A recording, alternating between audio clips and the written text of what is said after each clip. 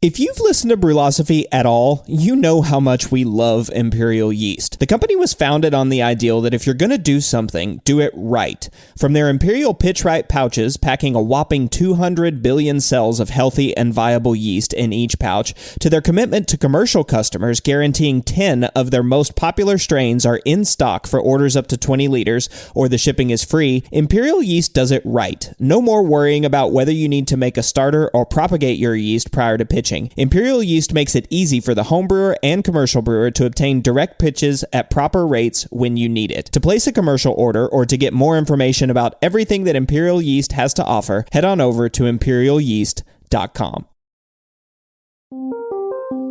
Welcome to the Brew Lab. More, and more is sort of an American cultural ethos, but there was also a time when it was everything brewers could do to get more hop flavor and aroma into beer. It feels like it started with those 100 IBU IPAs and then switched to the juicy fruit hazies, and now it's coming back somewhere into a normal range, and there are a lot of tools that brewers can use to increase hop flavor and aroma, including the subject of this episode, liquid hop products. I'm your host, Kay Jobe, and today I'm back in the lab with my co-host Jordan Folks as we apply the science from last week's episode. Jordan, welcome back to the lab. You know, I think this is one of the most exciting things that's happening right now in the brewing industry, at least on the homebrew scale. You know, we had so many new yeast varieties and malt varieties and hop varieties that have come onto the scene, but really now it's this hop extract world that's really pushing the boundaries of what we can do at the homebrew scale. And I, for one, am super excited for it. Yeah, it's pretty exciting to see all of the different products that have come out, right? I mean, it was cool that we were able to do an entire episode where all we did was talk about liquid hop products, right? I mean, we didn't have to go into varieties or anything like that, but it's really cutting edge stuff, and there's a whole lot of use for these things. I mean, you and I have, I think, played around with some of the bittering extracts, which we'll talk about later in the show, but there's also, I was actually part of a study here at Oregon State, which is going to be the subject of a future Brew Lab show, where we actually analyzed incognito, and I'm not going to give away the results of that because I want to save that for when Michael Fescher comes back on the show to talk about it. But it's really cool, you know, seeing a beer that's brewed essentially without hops, you know, or without any sort of pellet or whole cone, any traditional hops. But if you think about it, there's a lot of things that we do that are no longer like tradition, right? We've modified our equipment, we've modified our yeast pitches, we've modified our sanitation and cleanliness and all this stuff. Why aren't we also doing that with hop extract? So I do think this is going to be a fun one. And of course, last week's episode was with Jeff Daly and Shay Maloney, both from John I. Haas, where we went into depth about liquid hop extracts, including the history, how they're made and what they do, how to use them and when, and we even touched a little bit on how they're being used more and more in breweries and probably aren't going anywhere anytime soon. So there's a lot to unpack, right, Jordan? Yeah, we'll see if we can get into it in an hour. Yeah, right. But first, if you haven't heard, becoming a patron of Brewlosophy is awesome. You get these great feel-good vibes of supporting all the free content we're providing. You get awesome rewards like access to unpublished contributor recipes, discounts at YakimaValleyHops.com, and an invite to a monthly live Q&A session. And speaking of content, with the addition of the new Brewlosophy show on YouTube, the crew is now pumping out original content every day of the work week, Monday through Friday. So if you listen to this on your daily commute, you now have something to do or see or read every single day that you're going to and from work. I'm not aware of any other group that's putting out this amount of brewing related content, and we're able to keep doing this because of our awesome patrons. So seriously, if you're not a patron, please consider becoming one. All the information you need is at patreon.com/Brewlosophy. Another super easy way to support us is by using the links at brewlosophy.com/support. Start your shopping experience by using the links and we get a small kickback. Every little bit helps and it doesn't change your shopping experience at all. And again, all you have to do is go to our affiliate links at brewlosophy.com/support. This week's feedback is brought to you by the team at Haas, who are constantly innovating to provide solutions to your brewing problems. We've all had hazy IPAs, and since you're listening to this show, you know that getting a stable haze can be a challenge. Imagine you've brewed this awesome hazy IPA, you added your Whirlpool and dry hops, it's looking great while fermenting, and then it drops crystal clear after you crash it. Well, the folks at Haas have you covered. Introducing Hop Haze, their newest brewing product. Hop Haze can be used in post-fermentation to add a stable hazy complexion to beer and other beverages. beverages. It's 100% hop-derived, flavorless in beer, and requires no additional mixing before use. And the haze stability is the same as the shelf life of your beer. So if you want to achieve that juicy look in your next hazy IPA, be sure to try Hop Haze, and also check out all of Haas's other innovative products at johnihaas.com. That's John, the letter I, Haas.com. All right, listener Steven wrote in from Salem, Oregon. Hey, that's halfway between us, Jordan. And he wrote in with a hop question. He said, "Good morning. I've been trying to figure out the best hop to give me lime flavor and aroma. On one of the Brewlosophy podcast recent beer reviews, someone submitted a lager that tasted of lime and salt. Everyone was over the moon about how good that beer was. I wanted to make a warm fermented lager for our camping trip in August and figure show some fun skills on it with lime flavors and aromas. Any help or direction is greatly appreciated. Keep up the great work, guys, and a shout out to Martin. Love the new YouTube channel. Tell Martin to keep it up." It's so good. I love the Brewlosophy show, which you also get for free. Just saying, become a patron. But Jordan, what do you think about lime flavor and hops? Yeah, I think that the classic answer is probably Motueka. People are saying that they get a ton of lime on that. I think, use it throughout the process. I think that's reasonable. Dual purpose hop. You can use it for bittering, flavor, and aroma, maybe a little dry hop. Nothing wrong with a dry hopped lager. In terms of the salt, one way to do it would be to look at recipes for Goza. And I would maybe cut the salt in like half or a third of what they would recommend for Goza. But me personally, if you wanted that salt character without, committing to it, maybe just a little salt on the rim of your glass would be one way to go about it. Yeah, for sure. You got to take the words out of my mouth there. I was going to say the same thing. Motueka, or also Cashmere can get a nice lime aroma to it. Although be careful a little bit with Cashmere because sometimes it has a lot of onion garlic for me too. And like you said, Jordan, looking up a Goza recipe, you can also just add lime juice and salt, right? I mean, you can just put sort of a normal hopping regime in there.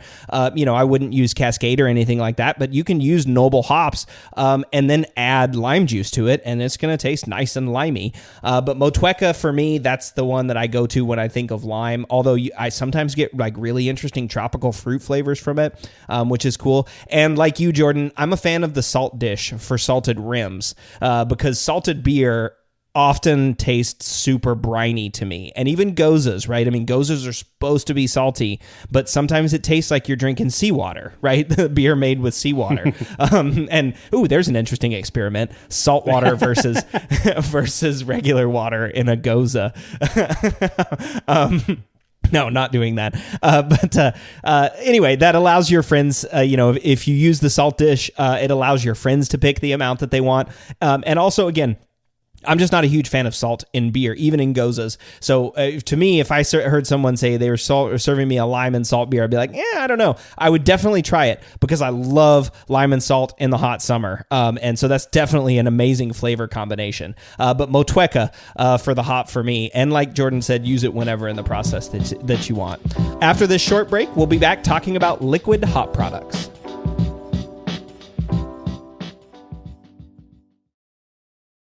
Established in 1995, More Beer has been consistently serving the greater brewing community since the times IPA was expected to be bitter and clear, and there are reasons they've stuck around so long. In addition to their massive product selection and excellent customer service, More Beer has locations on both the west and the east coast of the United States, which translates into fast shipping times regardless of where you live. And when you spend more than $59, shipping is free. When you're in need of brewing ingredients and gear, there's no better option than morebeer.com, one of the most trusted shops on the planet.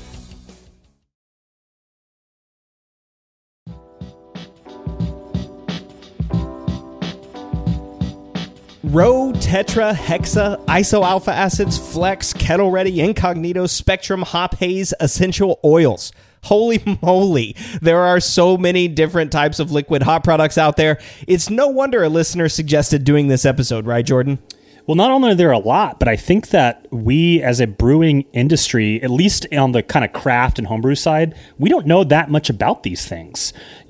I think that macro breweries have probably been using concentrated, hop oils for a while, but craft brewers, home brewers, we're just really getting our feet wet. And a lot of these products are really new, and we just haven't had a lot of experience with them yet. Yeah, I mean, for a while there, and even still, a lot of these products, I think Spectrum is a great example of it. I mean, it's only available in trial quantities, so trial quantities are probably big enough for home brewers, but, most of these products were really only available to commercial brewers because you had to buy them in like gallon increments. And if you need, a gallon of isoalpha acids, that's going to last you a really long time as a home brewer, probably actually longer than the product stability, I would guess, before you'd ever be able to use all of that. But they are becoming more approachable, right, to home brewers. I mean, a lot of these things like Incognito, Kettle Ready Flex, some of these other hop products can be available in homebrew quantities. You can get them,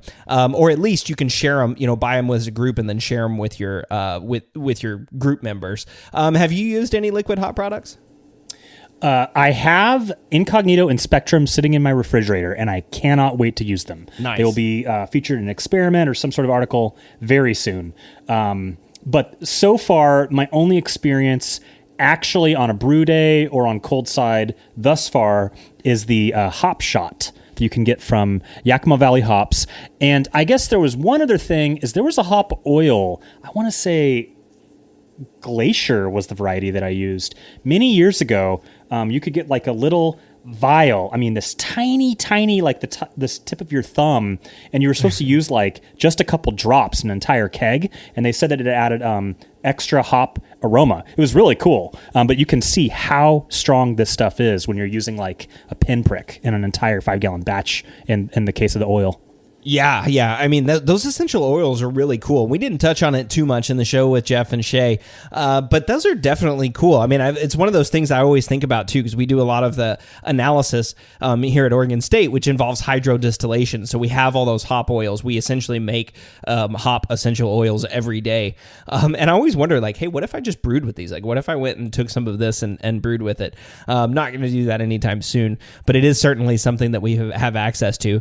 But that's kind of like one of the things that was cool to me. You mentioned that the oils that you need just such a small amount of them, right? And that was one of the things that's cool to me. It's just like this super concentrated hop extract, right? I mean, it's like it's super potent, and it's potent on the bittering side. It's potent on the flavor and aroma side. But the thing that really struck me is it's so versatile. I didn't realize that there were so many different things that we could do with hop extracts, right? I mean, I get the bitterness one because that one, I guess, to me was the most obvious and maybe the one that's been used the longest. Also, the one that I've used, but using it as Whirlpool to replace Whirlpool, using it to replace dry hop, and now to add haze stability, light stability. I mean, you could almost brew an entire beer and never use a T90 or a whole cone pellet, or a T90 pellet or a whole cone hop.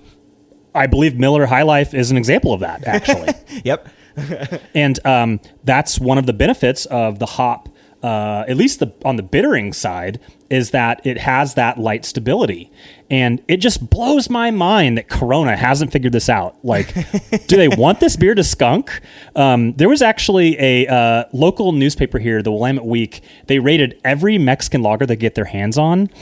Number one was brown bottle Corona, and last place was clear bottle Corona. Same beer, but the light struck was the difference between the number one and the very last place. And so to me, I hate skunky beer.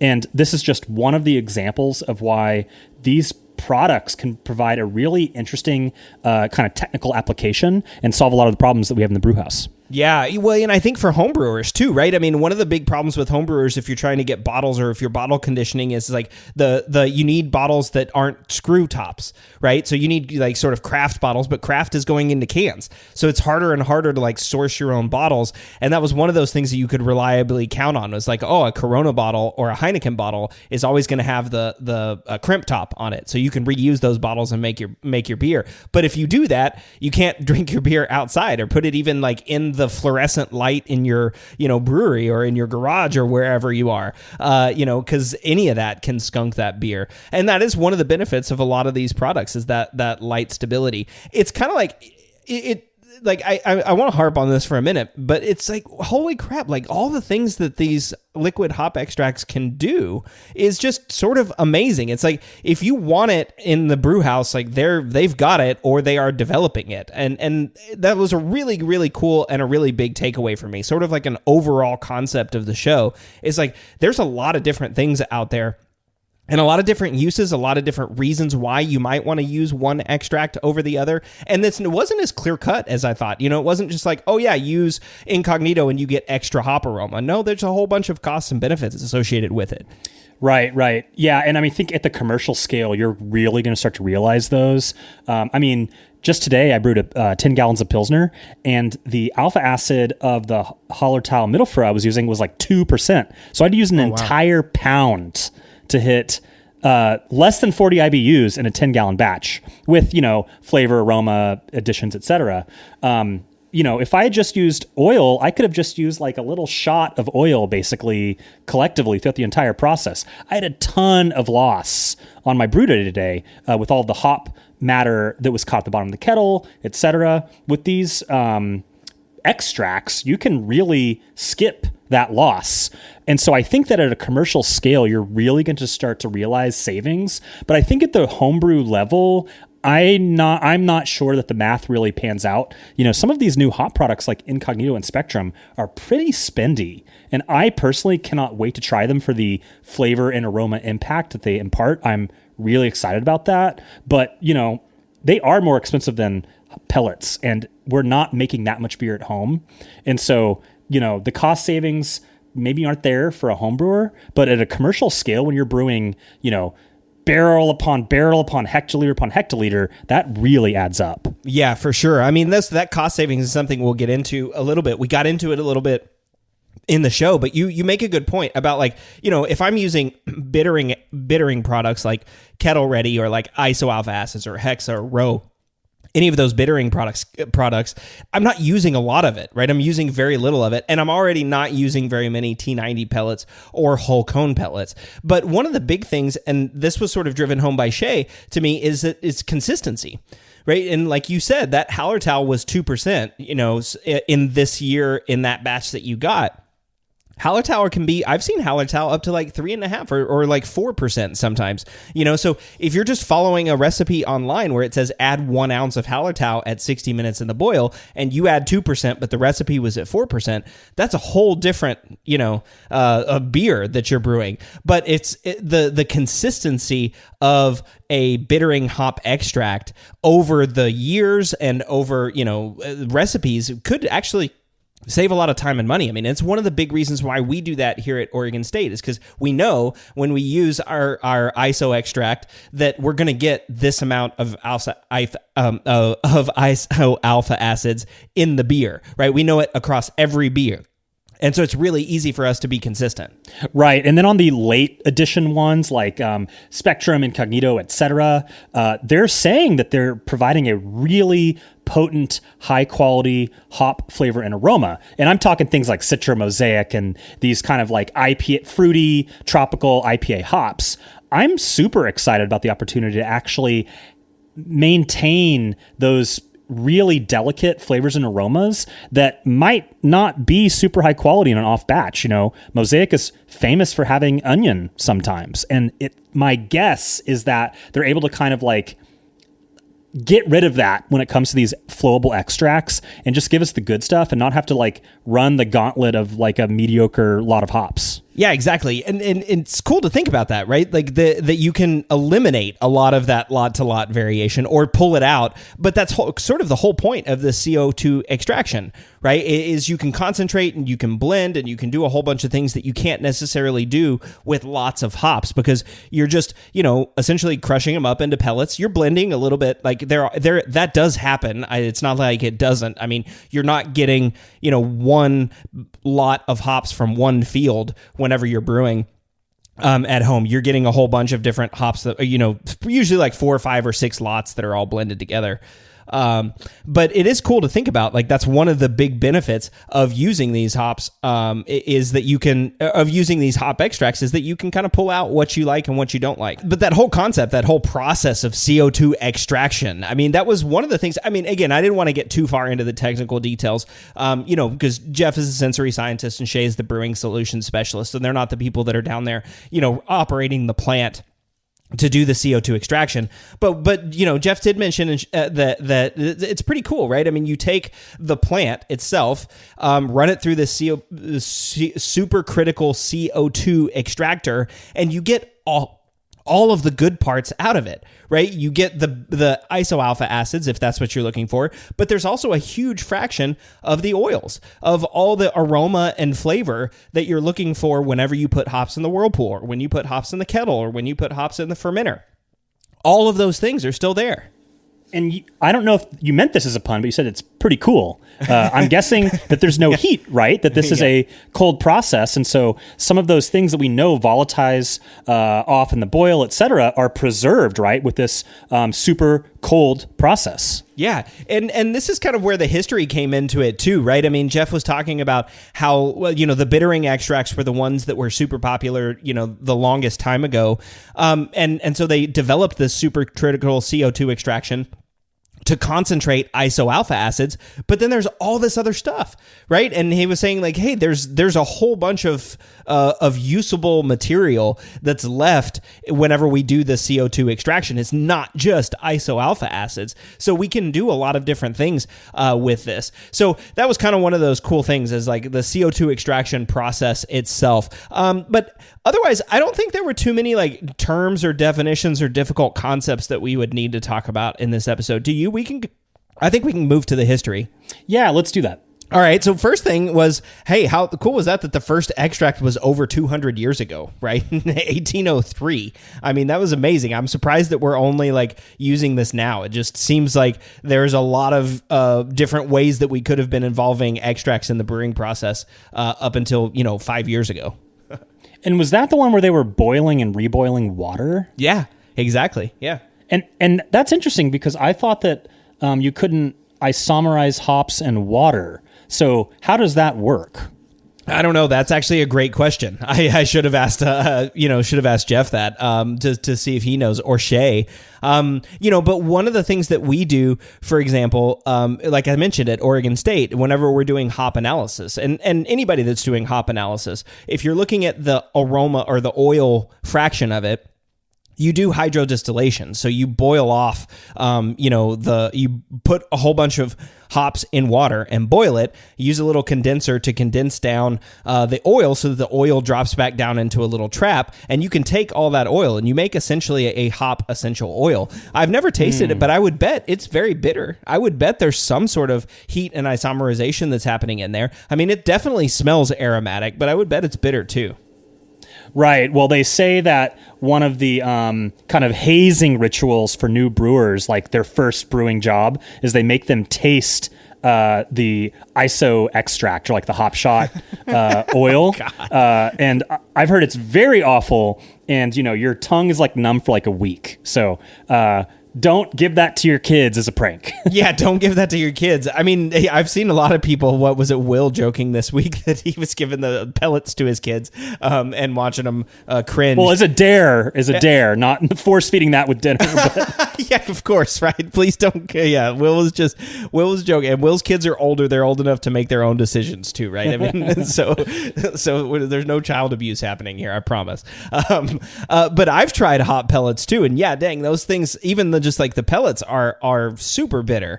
But it's pretty interesting, that, okay, we've got this really easy way for distilling hop aroma, right? And for making like hop oils and stuff. But bittering products were the first ones that came into wide use. And I sort of talked to Jeff about this, and it kind of made sense about who the brewers were in the United States at the time, right? I mean, it's the large brewers that were just trying to get a little bit of bitterness, but maximize efficiency, maximize the throughput of beer, and have a consistent product across all the different places that they're making beer.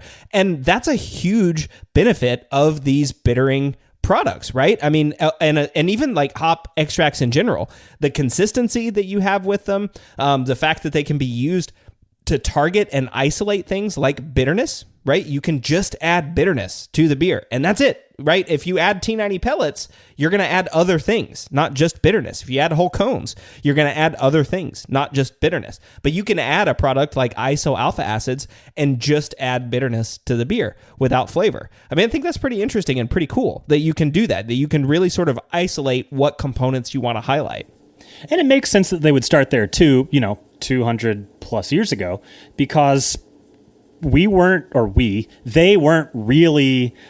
trying to maximize dry hop aroma and flavor and things like that 200 plus years ago. Hop applications later in the process seem to be somewhat of a modern thing. Clearly, there's the story about the original India Pale Ale being dry hopped to increase its preservative function over the long voyage to India or whatever. But I think generally speaking, dry hopping, let alone the levels that we're doing today in like hazy IPA or even in the Whirlpool for that matter, that wasn't really a thing back then. So it didn't seem like the brewing world needed these crazy hop products that we use late in the process today.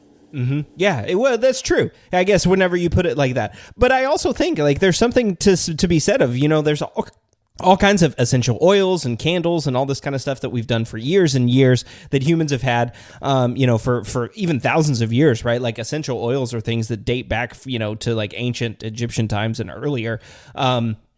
Where people were using essential oils. And I mean, I guess hops were a weed, and kind of a pervasive, pernicious and pervasive weed. I think that's the descriptor that, I don't know, some person used 100 years ago and it stuck around about hops. But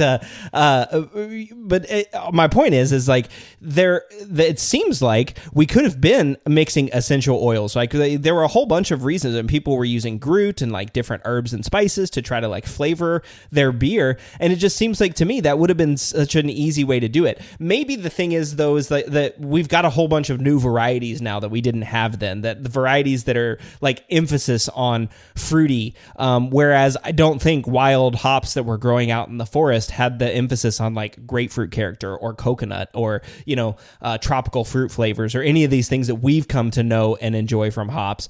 So maybe you're right, like the dry hop portion of this just wasn't a piece of it, and bitterness was what we needed and what we needed to focus on. So let's talk about some of those bittering products. We'll do that, and then we'll take a quick break and finish up with the kettle and aroma products. So bittering extracts. So this is one that you have experience with, right? Right. Yeah. So I've used the hop shots from Yakima Valley Hops. They work really great. I typically have used them, maybe even exclusively, in the IPA, West Coast IPA context.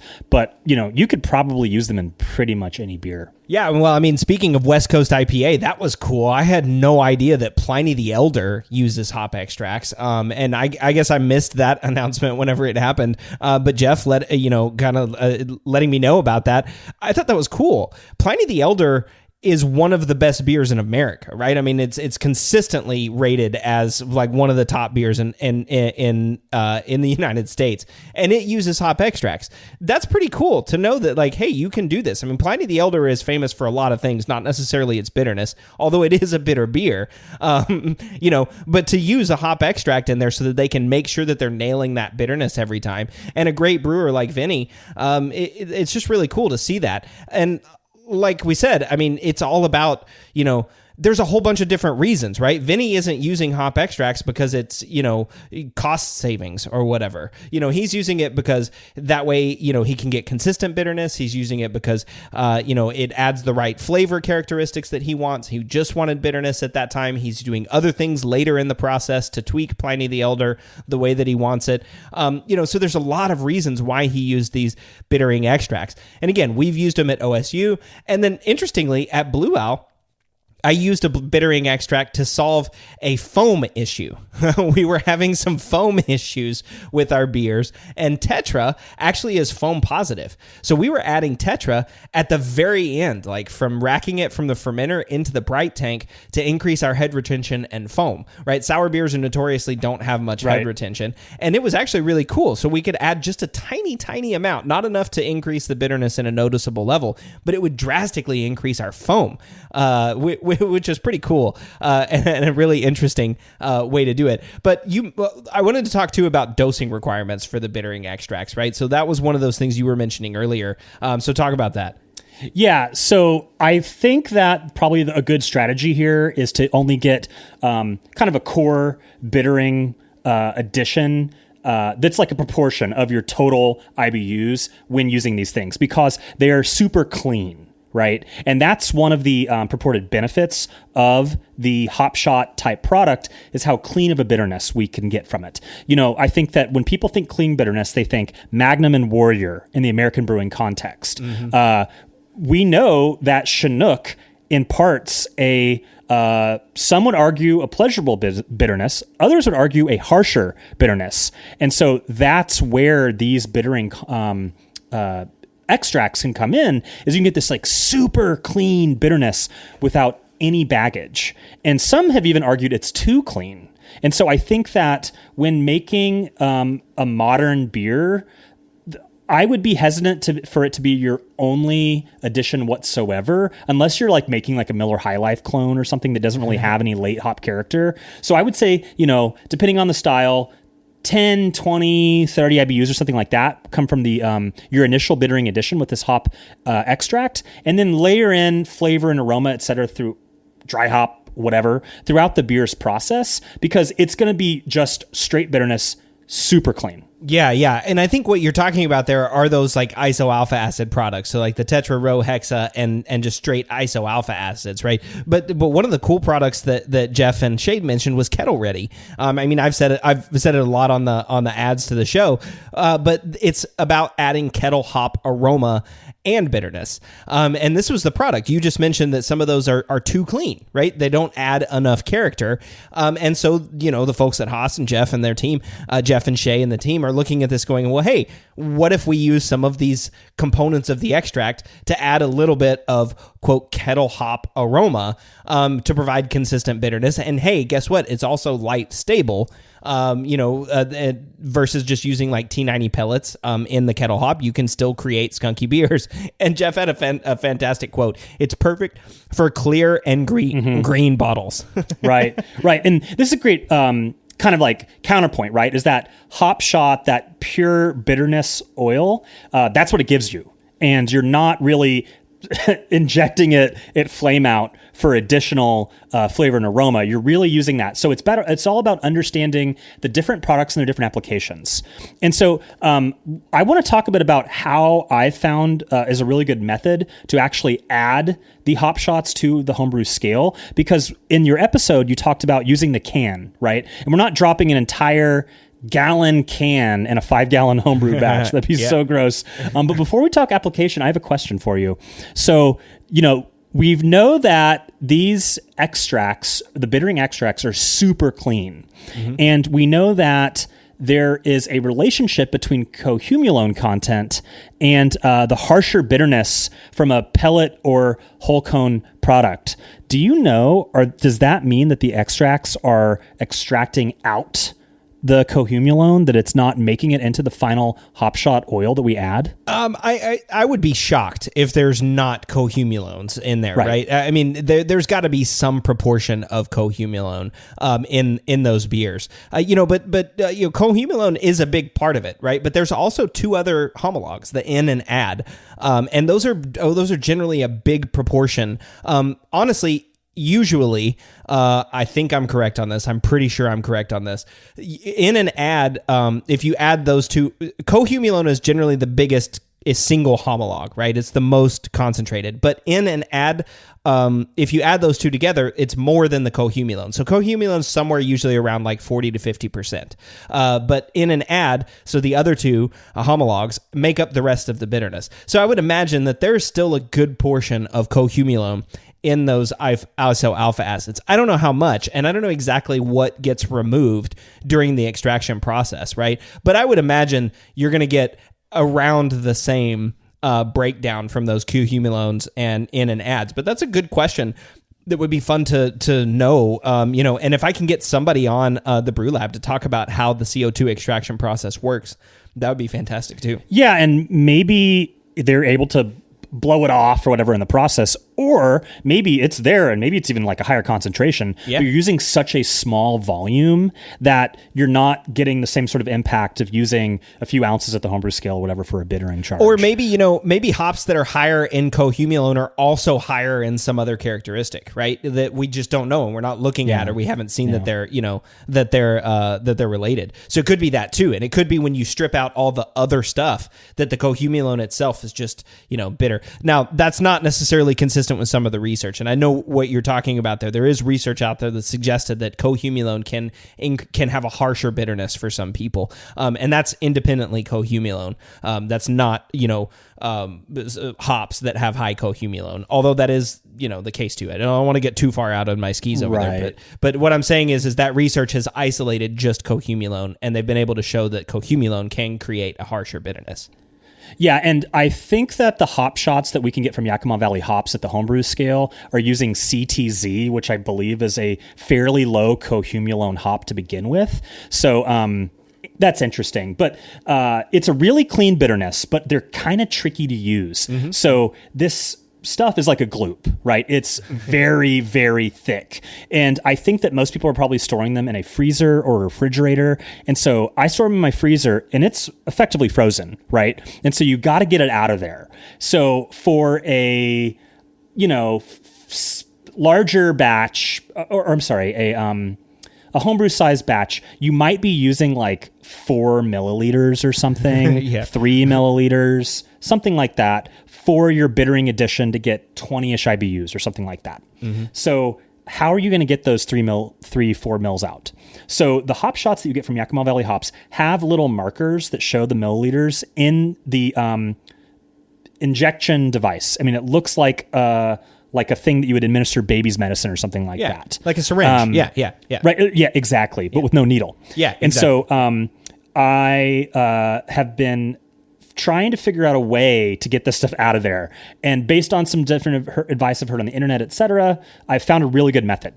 And you really got to stay on top of it on your brew day, because all of a sudden you're boiling and you're like, crap, I got to get that out. And it's like, it's frozen. And so make sure you do this ahead of time. So first things first is get like a cup of really hot water, like boiling, super hot water. And then you want to drop your hop shot into that cup of hot water, and then over the course of 5-10 minutes or whatever, it's going to liquefy, and then now it's no longer frozen.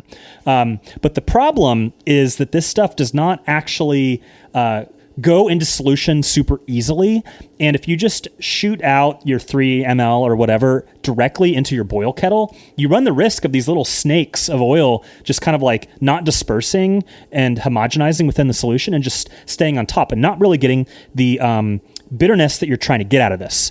And you're using such a small amount, you don't have a lot of room for error. And so what I found works really well, based on advice I've heard on the internet, is you want to actually mix that warmed up hop extract with really strong alcohol. So I don't know if this is technically legal at a commercial scale, because you're not really supposed to add alcohol to beer, but you're using a very small amount. So it wouldn't surprise me if brewers are doing this on the hush hush, because it's, you don't need much. So get about, a half shot of a really strong alcohol, vodka, if that's as strong as you got, Everclear, something like that. And you're going to squirt your hot shot into that ethanol and swirl it around, and you're going to add that to your boil kettle. And you'll see that even hot hop shot liquid extract in your shot of vodka or whatever, it really even then struggles to, homogenize and integrate into that solution. So stir it, and then maybe use a little bit of hot wort to get the stuff off the sides of the glass. It will stick to anything, and it will make a mess if you squirt it on your countertop or something. So it's kind of difficult to work with, but I find that it really works if you're willing to put the effort into it. Yeah, and as Jeff mentioned, I mean, that's why like a lot of those breweries are just dipping the can, right? Like dipping the can in the boil kettle and just letting it go, down inside the liquid, because it can be sort of problematic. And that's why they've sort of marketed this term of flowability with a lot of their extracts. And so I want to talk about that, but we need to take a quick break first. So we'll do it. We'll take a break, and then we'll come back to talk about the flavor and aroma extracts and this whole concept of flowability.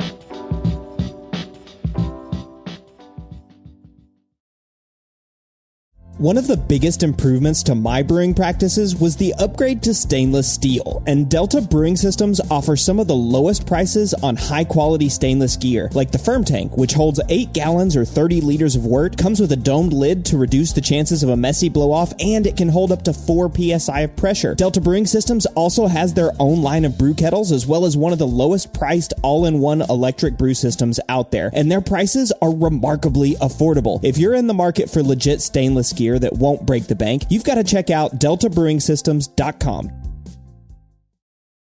We all know that designing recipes is really fun, and doing it well is so much easier with good software. We at Brewlosophy recently made the switch to Brewfather, and honestly, y'all, we could not be happier. Brewfather utilizes the latest technology to bring you the most robust cloud-based recipe design software that can be accessed anywhere, on your phone, tablet, desktop, and even offline. It also works seamlessly with numerous third-party devices to make it easier to monitor every step of your brew. I know change can be difficult, but trust me when I say you need to go to brewfather.app today to try it out for yourself. That's brewfather.app.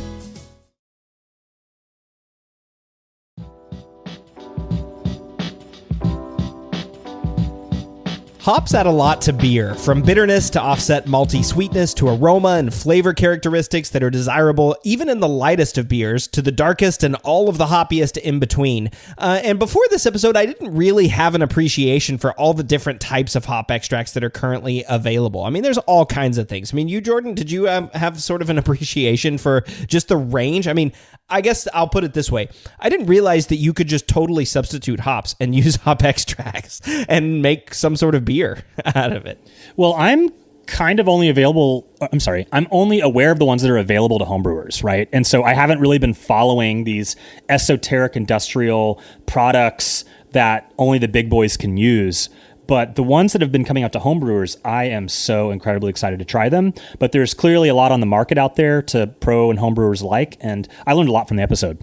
Well, yeah, and I mean, I think we think a lot about like the esoteric, differences, like the difference between Rho, Tetra, and Hexa. There are important differences to those. We glazed over those in the show, and I also sort of, going to glaze over them today as we talk back through. One, because I don't know enough to know the exact differences between them, but two, because they can be sometimes seen as esoteric, right? The whole concept of those is to add bitterness and just to add, to make sure that you're getting bittering additions in your beer. But you have this whole other set of hop products, right? It's not just bitterness, right? And I think that was one of the big things for me. You've got Incognito, which is a whirlpool hop, Spectrum, which is dry hop, and even Kettle Ready, which is kettle hop aroma, and then Hop Haze. I mean, these are the John I. Haas, trade names for these extracts. But yeah, Hopsteiner is looking into them. I mean, YCH is also looking into this stuff. All the major hop distributors, at least in the United States, are interested in making these sort of extracts because brewers are asking for them. And there's, one of the big reasons that brewers are asking for them is you can have cost savings. There's 2 cost savings for brewers. And the first one's not a big deal for home brewers. The first one is freight. All right. Freighting hops around the country, especially if you're using whole cones, holy moly, that's got to be so expensive. I mean, those whole cone hops are in 200-pound bales.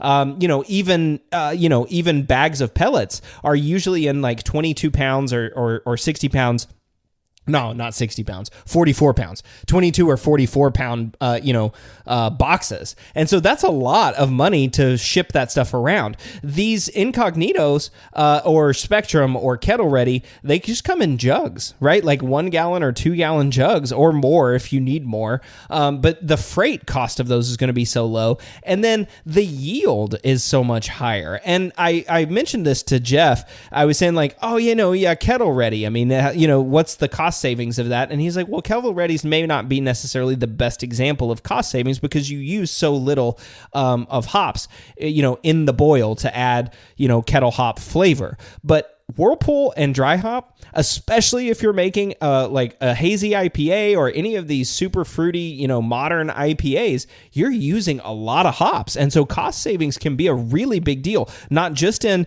the amount of hops that you're adding, but in the amount of beer that you're losing because of hop material and the yeast impact. That was something else I was thinking. It's like, oh yeah, once you've dumped a whole bunch of hops into your fermenter, you're done. That yeast is finished, right? I mean, you're not going to get anything else out of that. You're just going to be harvesting a whole bunch of dry hop with your yeast. So you've got to harvest your yeast before you dump it in. So there's also opportunities here for like even improving your yeast collection methods. Right. And I think then the real question is, does it taste the same or better for that matter? Yeah. So maybe we can talk through each of the products that we have time for. Yeah, for sure. And on that note, I'm going to tease it again. Does it taste the same or better? That's for Incognito, at least. That was the subject of an experiment that Oregon State did in partnership with John I. Haas about Incognito with published results that are publicly available. So I'm going to have Michael Fescher back to talk about that, hopefully here pretty soon on the show.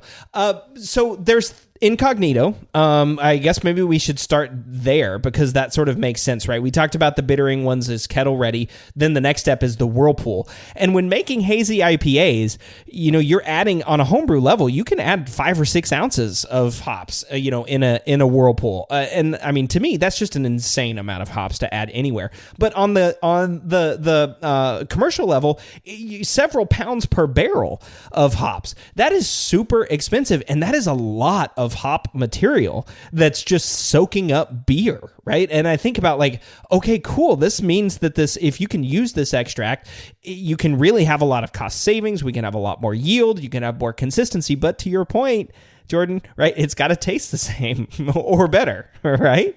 Right. And, also on the homebrew scale and probably on the pro scale is that's one less thing to clog up your chiller too, if you're using a plate chiller, etc.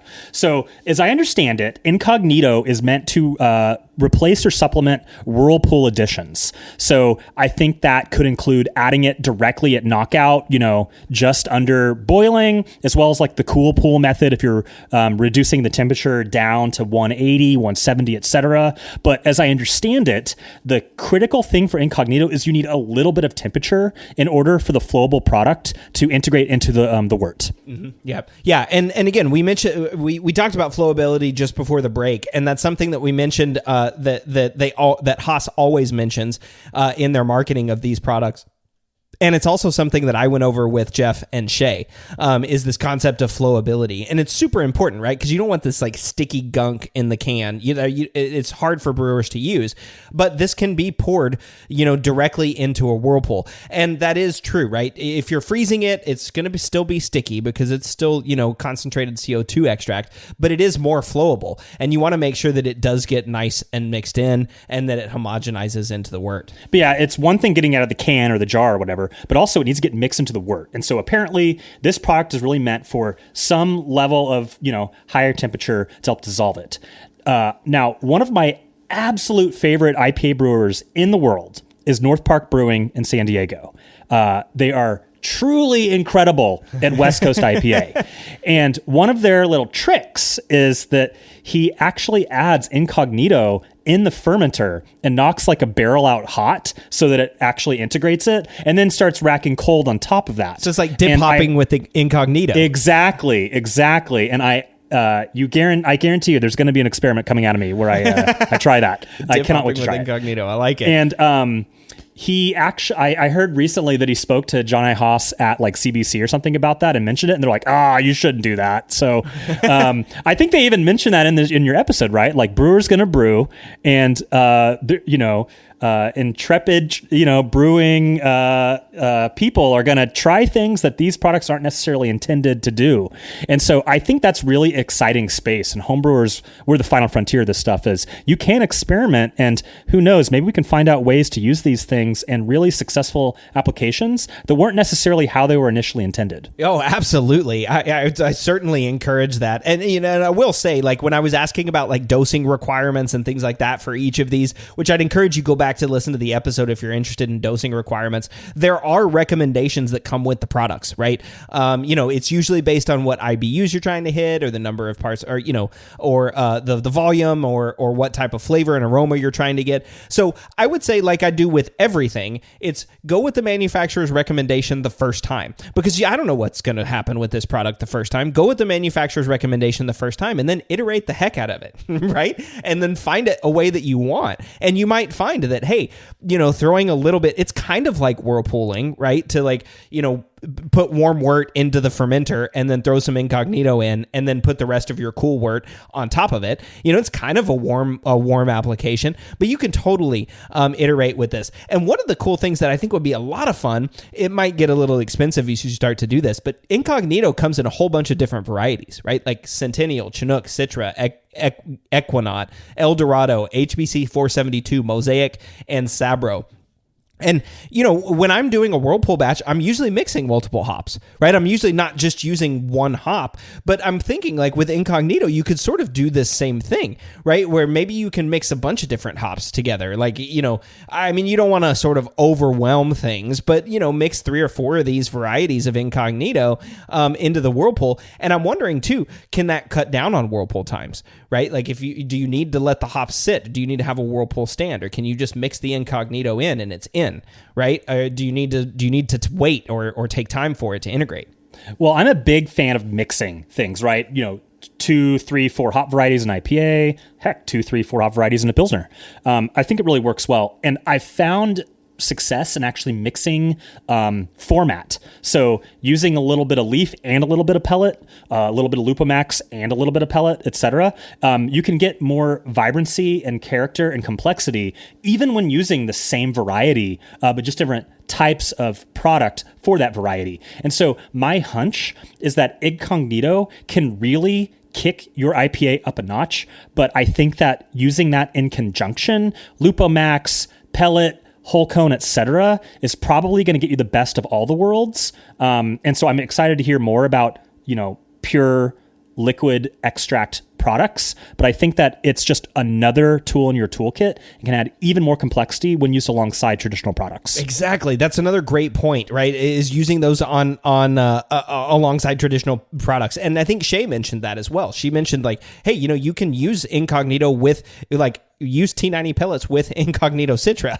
and make a beer that has all of those flavors that you want. And incognito is a cool one for me too.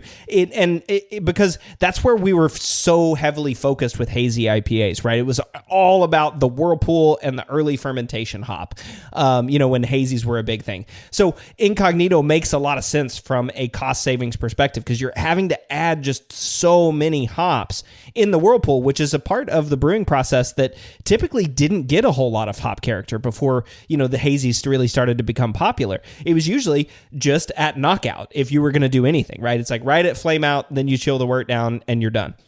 You whirlpool for whatever time you're going to whirlpool, but you're not making any specific, whirlpool hop addition.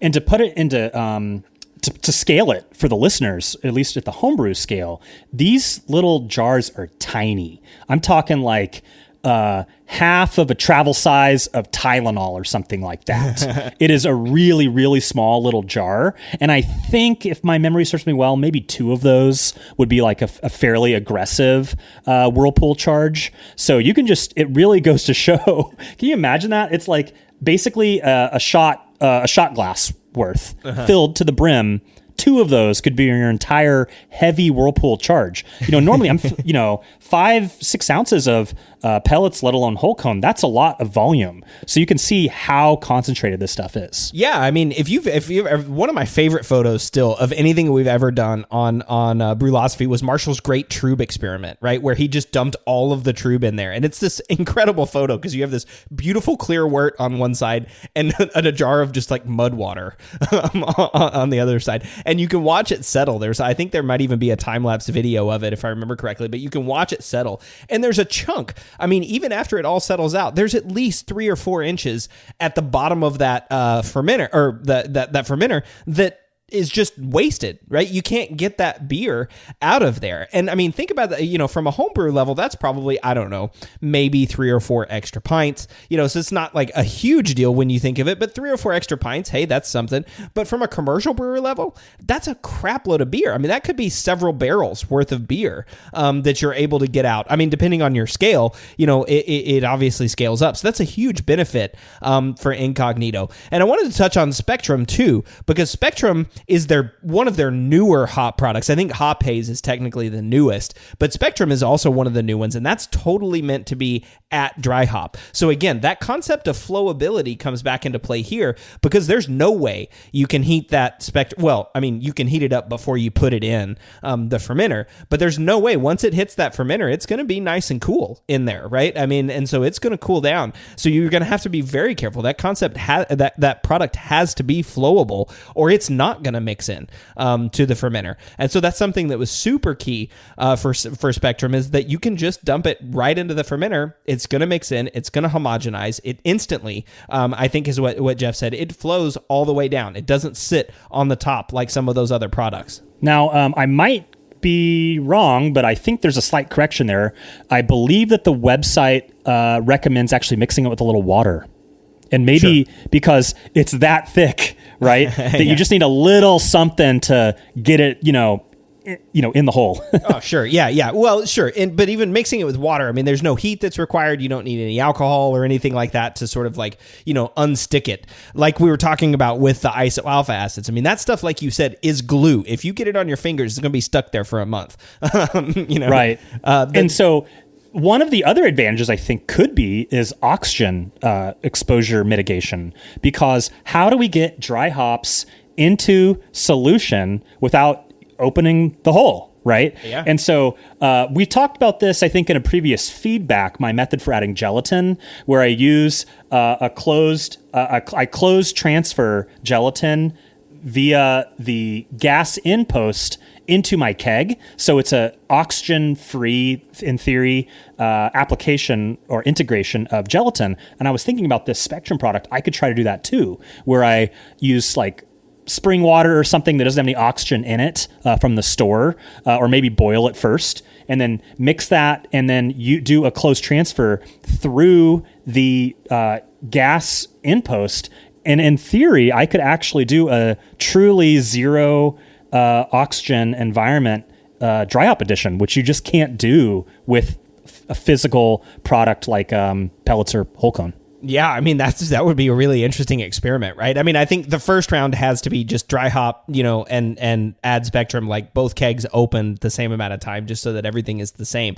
But that's totally something that's a viable experiment for the future, right? Is like dry hop the normal way, but Spectrum through the post, and see if what that does in terms of oxygen ingress. And I mean, there is always additional fermentation that happens when you add hops because of hop creep. That's always going to happen. So there's going to be something else that's going on and maybe scrubbing and taking up oxygen. But that's a really interesting use for Spectrum. And it's interesting to me too. So Spectrum right now is only available in trial quantities of Citra and Mosaic. And if we want other quantities or other hops, we got to let Haas know so that they know which ones to focus on, which ones that brewers want, and even home brewers through YVH want to see. So call into the Brewing Solutions team if there are varieties that you want. Like one of the things I'm thinking is like Sabro or El Dorado. I mean, I'd love to see those two in a Spectrum type product. Nelson, please. Oh, Nelson. Oh God. Yeah, I just don't understand how people love Nelson. To me, I love it. It just smells like rotten farts. Well, I hate Sabro. I love Sabro. It's gross. It's got this weird like prickly thing. I do not like it. But stepping back a second to Incognito, in the episode, he actually recommended use less than the equivalent ratio translation for the other ones. He said Sabro is really potent. And so maybe, in fact, my distaste for Sabro is brewers are just using too much for my palate. And maybe like a light touch is actually enjoyable. But these Sabro bombs, I am not into them. Oh, I'm all about that coconut flavor. I don't like coconut itself, but I love coconut flavor. So I'm all about that Sabro. But Spectrum is pretty cool, right? I mean, it's used very similarly to Incognito, and you're right. I looked it up on the notes, and it does say mix it into wort or water before you pitch it into the fermenter. That's just to make sure that it's immersed in that in that solution.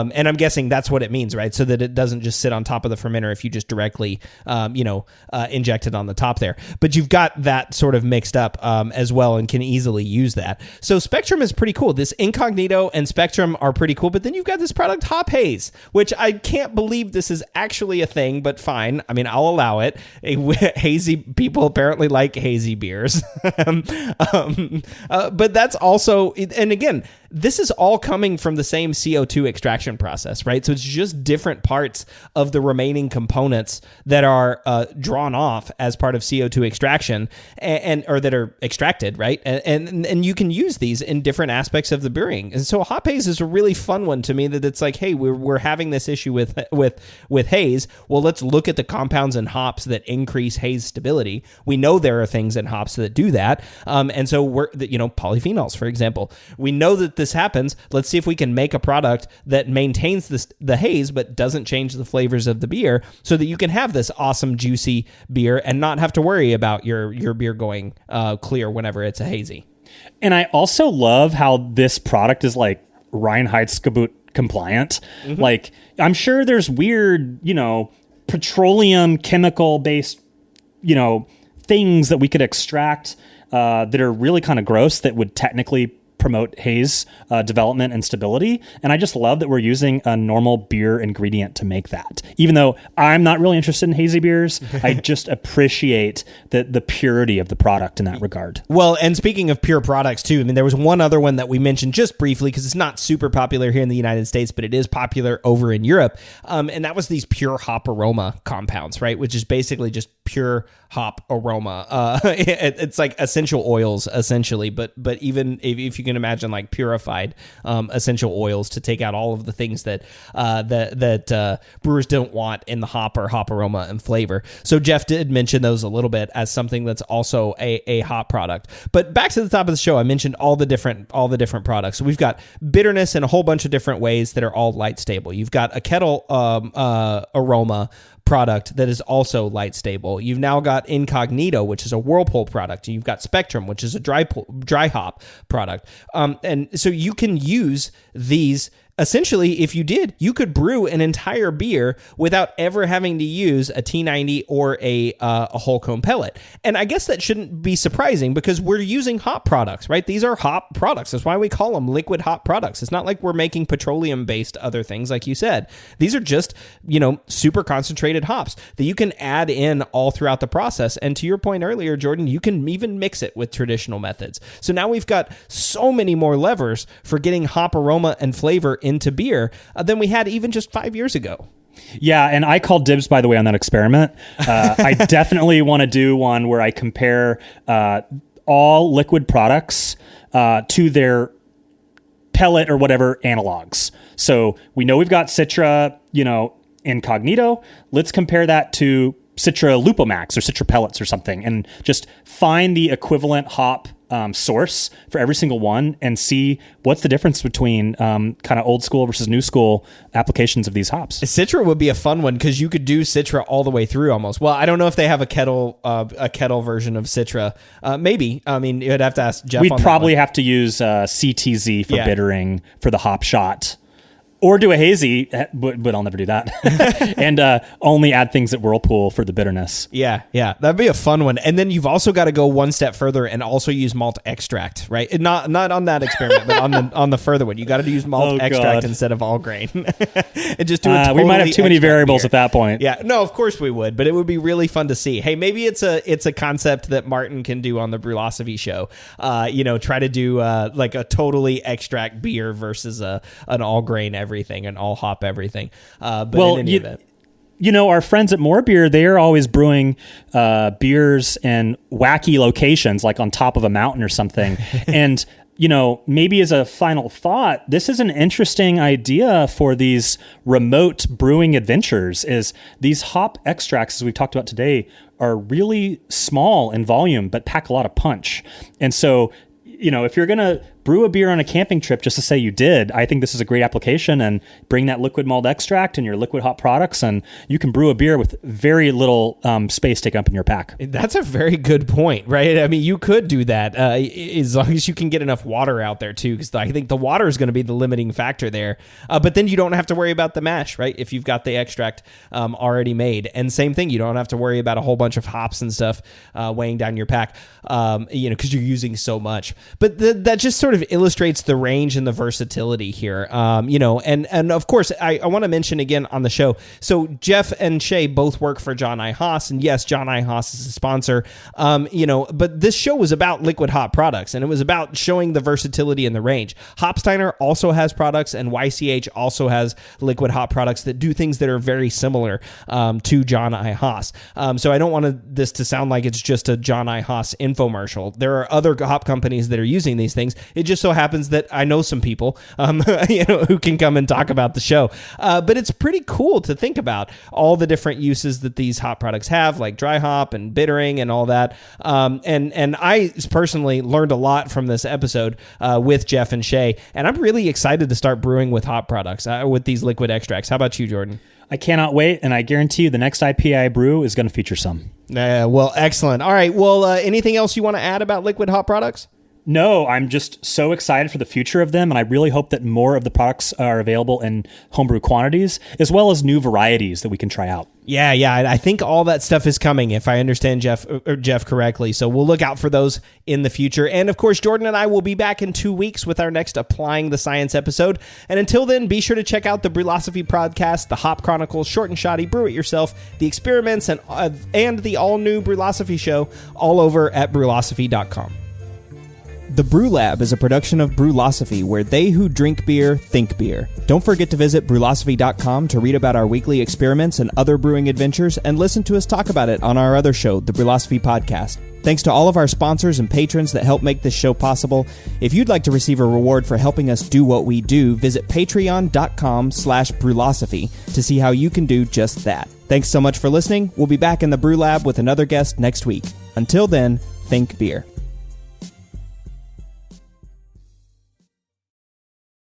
Looking for a new career? Welcome to Do HVAC Training Service Center in North Charleston. Enroll today in our comprehensive HVAC training hands-on field experience-based program, covering troubleshooting, maintenance, installation, and more on various HVAC systems and ductwork. We offer EPA and NATE preparation and testing, along with various certifications. Enjoy payment options. Achieve certification in under 5 months. Enroll now for your new journey of skill development and career advancement. Log on to dewhvactrainingsc.com to inquire.